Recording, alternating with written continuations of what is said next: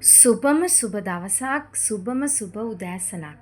ඉතින් අද දවසේදී මම තීරණය කෙරුවා මුලින්ම මගේ පුරුදු ටික නැති කරගන්න. මේ උදේ පාන්දරම බොන කෝපි උගුරට තිත තියන්නයි සූදානම. ඉතින් කෝපි බෝතලේ වහලා මං මුලින්ම කරපු වැඩේ පැත්තකින් තිබ්බා. ඊටත් පස්සේ ඉරමුසු අද දවසේදී උදේ පාන්දර බොනවා කියලා හිතාගත්තා. ඉතින් මේ ඉරිමුසු පැකට් එකක් දාගත්තා. දාගෙන මං දැන් උණු වතුර ටිකක් දාගෙන මේක තැම්බෙන්න තියනවා. විනාඩි 10ක් විතර. මං හිතන්නේ අපි මුලින්ම අපේ ජීවිතයේ ඇති කරගත්තු ඇබ්බැහියන් තමයි නැති කරගන්න ඕන. අමාරුවෙන් හරි. ඊටත් පස්සේ මට මග ඇරිච්ච ලොකු දෙයක් තිබුණා. ඒ තමයි වතුර බොන එක. ඉතින් මේ වෙලාවේදී අපේ ගෙදර වතුර බෝතලයක් මට මැනලා ගන්න විදිහක් නෑ. බට් මෙෂරින් කප් එකක් තියෙනවා. ඉතින් මං කරපු වැඩේ මේක මිලිලීටර් 300ක මෙෂරින් කප් එකක්. ඉතින් ගෙදර තියෙන ලස්සනම හොඳම වටිනම ආසම වීදුරුව හොයලා අරගන්න ඕගොල්ලොත් අරගෙන ඉවර වෙලා ඒකට මෙෂරින් කප් එකෙන් දාලා බලන්න කොච්චරක් තියෙනවද. ආයිත් මෙෂරින් කප් එක ඕන වෙන එකක් නැහැ. මේ වීදුරුවට වතුර පුරවලා බිව්වම හරි. ඉතින් මගේ බරේ හැටියට මේ වීදුරු 9ක් හරි 10ක් හරි තමයි දවසටම බොන්න තියෙන්නේ. ඒ වගේම අවශ්‍යම වැඩකට විතරක් එළියට ගියපු මම අද දවසේ උදේම නැගිටලා නිවාඩු දවසකුත් නිසා කිලෝමීටර් 2ක් ඇවිදලා තමයි ගෙදර ආවේ. කොහොමටත් Tamanගේ සැප පහසු ජීවිතයෙන් පොඩ්ඩක් හරි අයින් වෙන්න ඕනේ. ඉතින් මං ආසම දේ කාලයක් තිස්සේ නොකරපු දේ තමයි අද දවසේදී කරන්න පටන් ගත්තේ. ඉතින් ඔයාලටත් මුලින්ම කරනවා නම් පුංචි භාවනාවක් එක්ක යෝග පටන් මිනිස්සු යෝග තෝරගන්න එකේ එක විදි තියෙනවා. ඉතින් මම ඇත්තටම යෝග තෝරගත්තු හේතුව තමයි මගේ මනස බැලන්ස් කරගන්න ඕන නිසා. ඉතින් ඒක භාවනාවත් එක්ක යන නිසා සහ ඇත්තටම මගේ ඉක්මනට මට දුක හිතෙන ප්‍රමාණය ඒ වගේම තරහ යන ප්‍රමාණය වැඩි.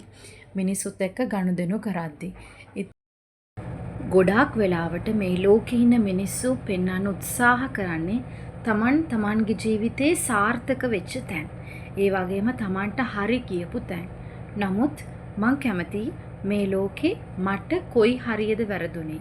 කොතනද මම අසාර්ථක වුනේ කියලා. ඉතින් මේ ජීවිතය ඇතුලේ සාර්ථක වීම අසාර්ථක වීම මේ හැම දෙයක්මත් දෝලණය වෙමින් යන ගමනක්. ඉතින් මට මාව නැති වෙගෙන එන අවස්ථාවලදී තමයි මම ආයිත් සැරයක් ඒ ට්‍රැක් එකට වැටිලා මං හිතුවා මම මේක අනිවාර්යෙන් මුලින් ඉඳන්ම කරගෙන යනවා කියලා. යෝගවල භාවනාව විතරක් නෙවෙයි ප්‍රාණයාම ඒ වගේම තමයි ඇඟ උණුසුම් කිරීමේ ව්‍යායාම වගේ ගොඩාක් දේවල් ඇතුළත් වෙනවා. ජීවිතේ වැඩියෙන් දේවල් ලැබෙද්දී අපි මතක තියාගන්න ඕන කාරණාව තමයි ඒ දේවල් වැඩියෙන් නැති වෙන්න පුළුවන් කියලා. මොකද මේ ලෝකේ ඕනම වෙලාවක අපිට ඕනෑම දෙයක් නැතිවීමේ හැකියාවක් තියෙනවා. ඉතින් අපිට දේවල් ලැබෙනවයි කියලා කියන්නේ දේවල් ඇති වෙනවා. ඉතින් කොයි වෙලාවෙ හරි ඒ නැතිවීම ගැනත් අපි හිතලා තියෙන්න ඕනේ. තමන්ට තමන් වෙනුවෙන් කාලයක් දෙන්න බැරිකම තමන්ව රෝගී භාවයට පත් කරනවා කියලා මේ පුංචි කාලය ඇතුළතදී මම තේරුම් ගත්තු දෙයක්. අද දවසේදී සිදු කරපු මගේ පර්සනල් ප්‍රැක්ටිස් එක තමයි මම මේ විදිහට ස්පීඩ් එක ටිකක් වැඩි කරලා තනින් තන එඩිට් කරලා ඔයාලට අරගෙන ආවේ. ගොඩාක් වෙලාවට අපිට ප්‍රශ්න එනකොට අපේ ජීවිතයේ එකින් එක වැඩි වෙනකොට කරගන්න දෙයක් නැති වෙනකොට අපි අරගෙන ආපු හොඳ පුරුදු යහපත් පුරුදු අවුරුදු ගානක ඉඳලා අපි තියාගෙන ආපු අපේ හොඳ ගතිගුණ පවා නැති වෙනවා. විනාශ වෙලා යනවා. සමහර වෙලාවට ඒ දේවල් සිද්ධ වෙන්නේ අපි නොදැනුවත්වමයි. නමුත් තවදුරටත් අපි යන්නේ වැරදි පාරක කියලා අපිට තේරෙනවා නම් හැඟෙනවා නම් අපිට පුළුවන් ආයිත් හරි පාරට යන්න. මොකද මේ ලෝකේ වැඩිපුරම තියෙන්නේ අයහපත. යහපතට යන්න අපි අනිවාර්යයෙන්ම වීරිය වඩන්න ඕන. ඉතින් මේ වෙනකොටත් කවුරු හරි කෙනෙක් ජීවිතේ වැටිලා ඉන්නවා නම් අමාරුවෙන් නැගිට ගන්න බෑ වගේ හිතන කවුරු හරි කෙනෙක් ඉන්නවා නම් එයාලට පුංචිම පුංචි මොටිවේෂන් එකකට තමයි මම මේ වීඩියෝ එක අරගෙන ආවේ.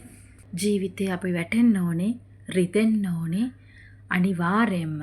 එතකොට තමයි අපි නැගිටින්නේ ඉගෙන ගන්න. ඉතින් හැමදාමත් මම යෝගා කරලා මේ කරන අනිවාර්ය දෙයක් තමයි මං හෙඩ් ස්ටෑන්ඩ් එක. මොකද මම බලනවා මට තාමත් බැලන්ස් එක තියෙනවද කියලා. මොකද හේතුව මගේ මනස බැලන්ස් කරගන්න මට ඇත්තටම මේ ආසනෙන් තමයි මගේ කොන්ෆිඩන්ස් එක මම හදාගන්නේ.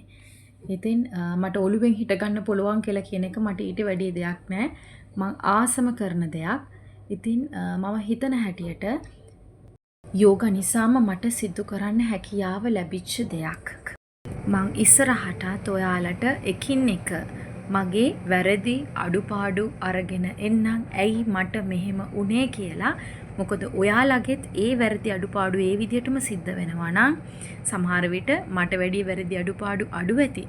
ඉතින් ඒ දේවල් ඔයාලගේ සිද්ධ වෙනවා නම් ඔයාලට පුළුවන් ඉක්මනටම හදාගෙන ශරීරය නිරෝගීව තියාගන්න, සැහැල්ලුවෙන් තියාගන්න. ඉතින් ගොඩක් අය කියනවා කෙට්ටු වුණායි කියලා කියන්නේ නිකන් කටු ගොඩක් ඒක කැතයි එහෙම කියලා. සීනිද එහෙම කියලා අහපු මිනිස්සු මගෙනුත් ඕන තරම් ඉඳලා තියෙනවා. නමුත් මම නම් කවදාක්වත් ඒ දේවල් වලට සැලෙන්නේ නැහැ. මොකද හේතුව නිරෝගී ශරීරය කියන දේ ඊටමත් වැදගත් අපිට මේ ජීවිතේ. මොකද හේතුව අපි ආසම කරන විදියට අපි අපේ ජීවිතේ පවත්වගෙන ගියේ නැත්තම් ඒ කියන්නේ අපි ඇඳුමක් ඇඳොත් එහෙම අපිට ඒ ඇඳුම ලස්සනට අපි කණ්ණාඩියක් ඉස්සරහට කියලා බලනකොට අපිට පෙවුන්නේ නැත්තම් මං හිතන්නේ අපි එතනදිම අපි යන්න තියෙන ගමන අපිට එපා වෙනවා. මුලින්ම අපි ඒ ඇඳුම ලස්සනට සෝදලා අයන් කරලා විතරක් නෙමෙයි ඇඟට දැම්මට පස්සේ ඒක තියෙන ලස්සන අපේ ඇඟට ලස්සනට ෆිට වෙලා තියෙනවද? ඒ වගේම අපිට අපේ ජීවිතය ගැන කොන්ෆිඩන්ස් එකක් ඒ ඇඳුමත් එක්ක අපිට දැනෙන්න ඕනේ. එහෙම දැනෙනනම් අපි ලස්සන ඇඟක් තියාගෙන ඉන්න ඕනේ. අද දවසේ මං පළවෙනිට නවත්තපු දේ තමයි කෝපි බොන එක. ඉතින් අද දවසේදී මං දාගත්තු දෙවෙනි නීතිය තමයි කොහොම හරි මගේ ශරීරයට අවශ්‍ය කරන්නා වූ වතුර මම බොනවා කියන එක. තුන්වෙනි එක තමයි කොහොම හරි දවසේ පුංචි වෙලාවක් අඩුම තරමින් පැය භාගයක්වත් මං වෙනුවෙන් මං වැය කරලා යෝගා සිදු කරනවා කියන එක. මගහැරුණු හැමදේම එකපාරින් ළඟා කරගන්න බෑ. චුට්ට චුට්ට එකින් එක මහන්සි වෙලා ආයිත් සැරයක් තමන්ගේ ඉලක්කයට යන ගමනේදී කාට හරි කෙනෙකුට මේ දේවල් ප්‍රයෝජනවත් වෙයි කියලා හිතලයි මම මේ වීඩියෝ එක අරගෙන එන්නේ. අද දවසේදී මම මටම පනවගත්තු නීති තුන මතක තියාගන්න. ඒ වගේම තමයි ඔයාලත් කුමක් හෝ අබ්බැහියක් ඇති වෙලා තියෙනවා නම් ඒ අබ්බැහිය නතර කරගන්න. ඒ වගේම ජීවිතයට තව දෙකක් එකතු කරගන්න. වතුර බොන එක, ඒ වගේම තමයි කුමක් හෝ ව්‍යායාමයක් සිදු කරන එක. ඉතින් හෙට දවසේදීත් මට හැකි අයුරින් මම ඔයාලට වීඩියෝ එකක් ගෙන්න බලාපොරොත්තු වෙනවා. සුබ දවසක් කියලා ප්‍රාර්ථනා කරනවා හැමෝටම.